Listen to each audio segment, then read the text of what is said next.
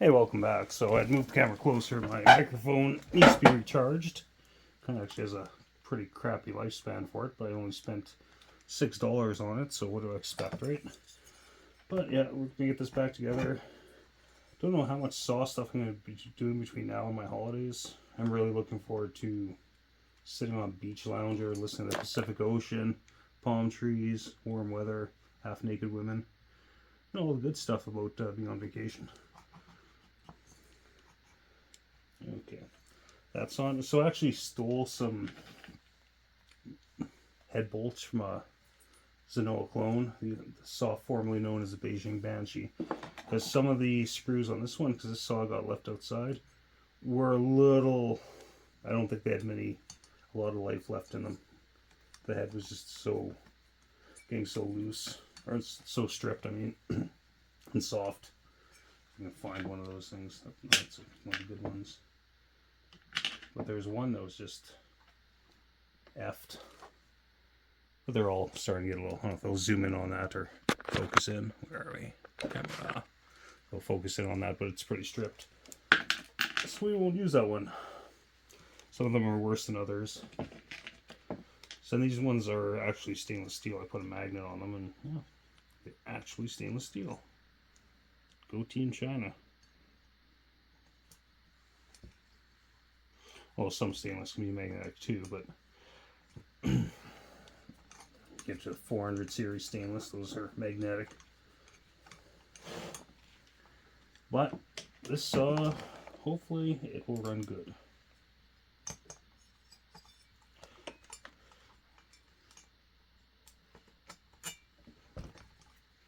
And then I'm going to take the stock one I have, do some slight mods to that thing, but nothing major. I think I'm done with this chassis saw after this. This one will hopefully just be a good firewood saw, and possibly a giveaway on the channel. And I'm going to use one of these, the old ones. That one looks the best.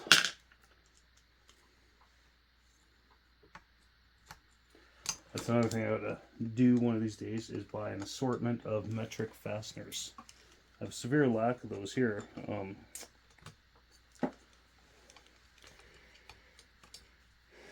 it'd be handy not to have to reuse bolts sometimes, or you lose them, because look at the mess that's here. That's happens quite a bit where you lose stuff, but we'll temporarily lose stuff. It always finds its way back. Like the T25 bit I've been looking for, that was right by my feet.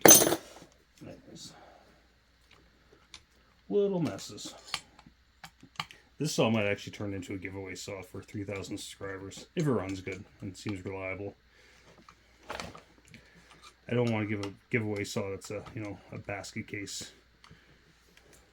I thought about using that 034 project, but that project's gonna take some time.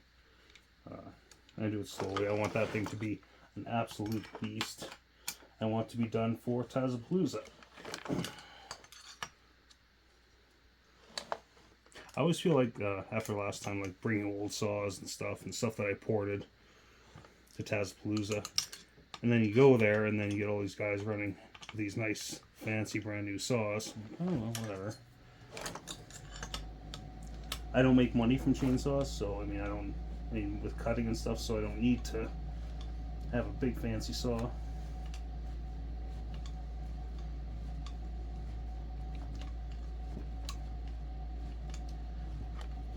Okay, that guy's on. Torque. This is for the click of the torque wrench. Click.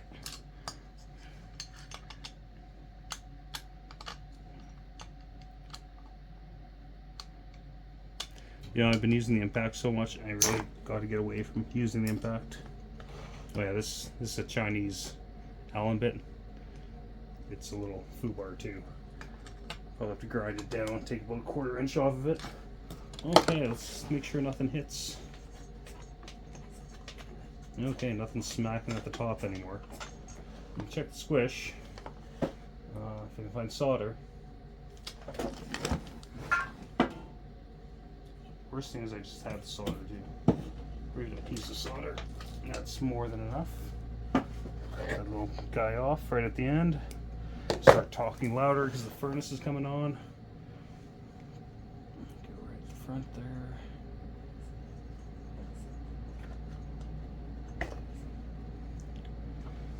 Okay, my calipers want to cooperate today, which that's a real flip of the coin if they cooperate or not. Ooh, we're really tight right on the band, but we're gonna leave it. Fuck it, because on the cylinder, oh, not working pen down here. But on the cylinder, you got the combustion chamber. Right on the very edge where the cylinder wall, there's just a little lip there. It's just a little tiny bit. So we're gonna leave it. It's not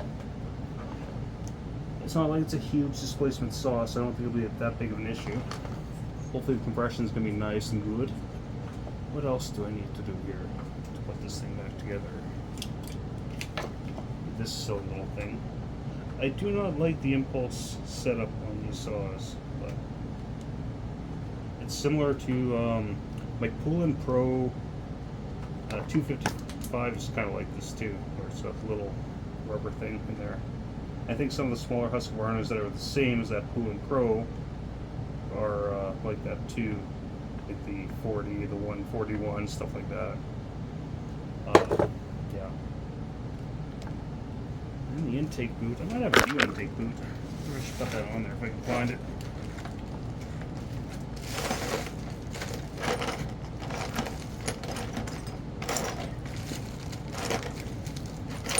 No, I thought I had an intake boot. Oh, don't actually need that. But I'm going to put a little bit of Moto Seal around this flange here, just to help seal things up. Don't want a silly air leak. Not from that, anyways.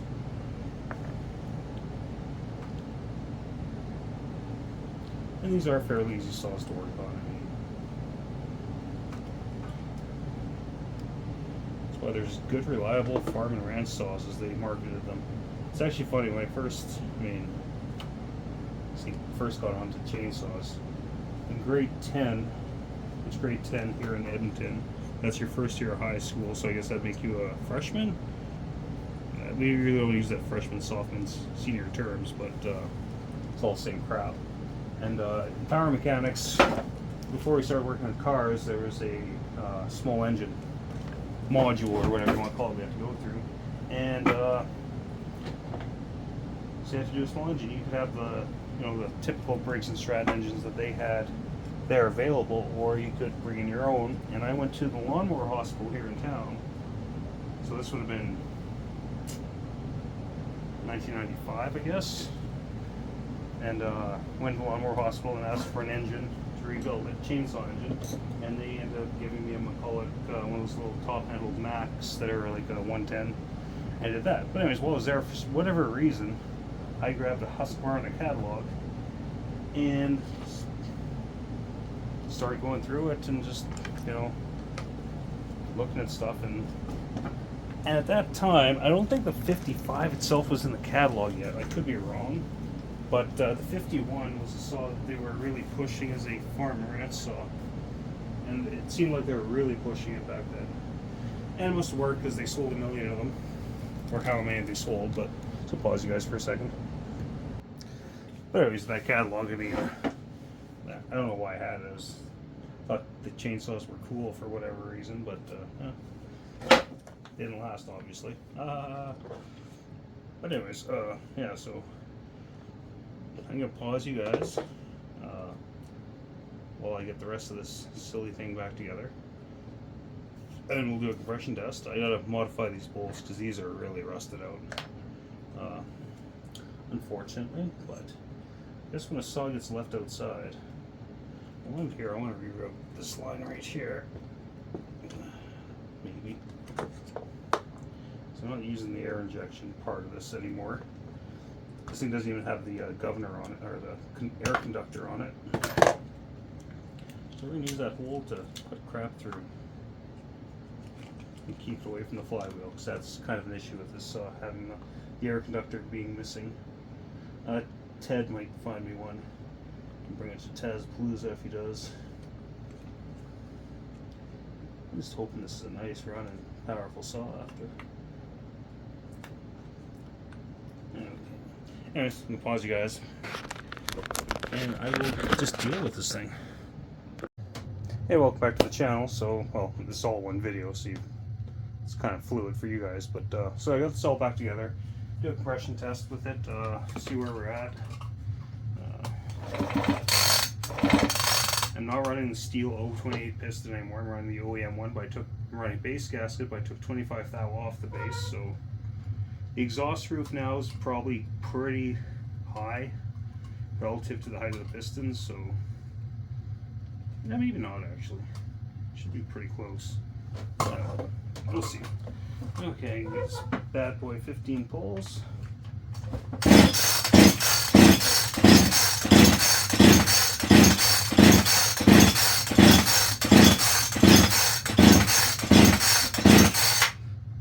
Poles, and we're sitting at right at 175 psi, which that's not bad. That's kind of in the ballpark where I was going for. And it is a new ring. There is that. So yeah, hopefully this will just be a good, strong running saw. That's my goal. Anyways, I'm gonna finish putting it back together and hopefully do a cut or two for you guys today. Okay, back to OEM piston, see what happens.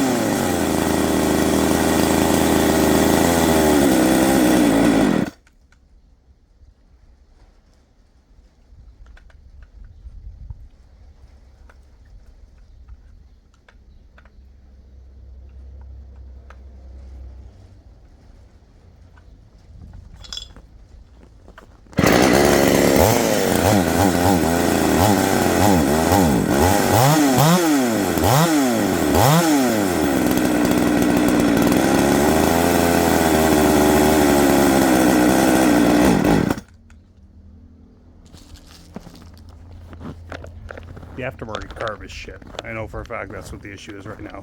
Maybe it's when I bored it out, but it's garbage. I need the OEM one back in. So obviously it's not running right. I was having the same weird problems when I had the 028 piston in, and that's why I called it running funny. I don't think whatever happened here caused it to run funny, believe it or not, because it's still doing it. So I think what happened is I bored out that excuse me. No, sorry, just had to sneeze. But I think that Chinese carb that I bored out, I actually don't think it's capable of delivering enough fuel now. And that, like, it's hard to tell on camera, but I was playing with the jets, and that's exactly what seems like it's happening. It can't provide enough fuel. So we'll try one of the Zamas. Sorry, hit pause for a second, another sneezing fit, but I'll rebuild this one. That's bored out, but try that one. I'm also going to rebuild that one and see what happens. Because, I mean, the saw has compression. It's no air leaks. I almost thought there was an air leak from what it's doing, because after it comes down on idle, it'll idle for a bit, chain will speed up, then it'll die, like it's starving for fuel. And at first, it didn't seem like an air leak, but I thought maybe, since I wasn't using a base gasket. But, yeah. So, it's carb. Carb's junk. This carb will go right into the bin after. But yeah, I mean, when it was revving, it sounded good, but it just couldn't, it could not provide enough fuel at idle. And that's exactly what seems like happening, and it just dies.